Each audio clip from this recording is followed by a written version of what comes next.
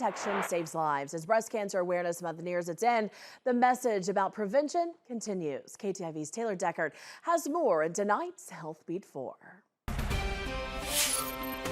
Data from Johns Hopkins Medicine says 1 out of every 6 new breast cancer developments is found in people who are between the ages of 40 to 50 years old. Cancers detected during these screenings are usually early stage.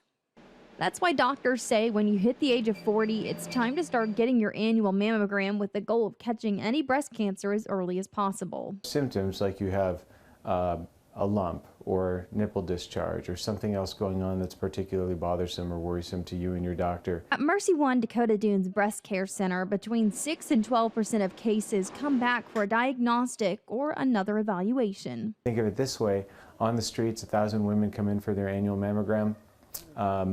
Between 60 and 120 will get called back for extra pictures, and we're doing that just to find around 6 cancers per 1,000. Unfortunately, on your annual screen, we have to stress out, as I put it, 60 to 120 women to find 6 cancers, but that's how hard it is to find them.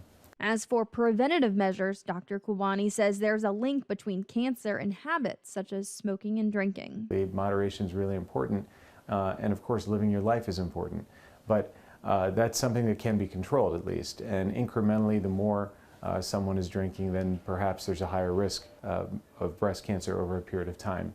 Not all mammograms are perfect, and self-exams and checking in with your doctors is the best prevention a woman can do for her health. And while the patient doesn't know it, I know that they're going to do well most of the time. Depends on the subtype and how aggressive they are, but most breast cancers are not in that super aggressive subtype, and they're going to do really well. And the cure to breast cancer is finding it early. For Healthbeat 4, Taylor Deckard, KTIV News 4.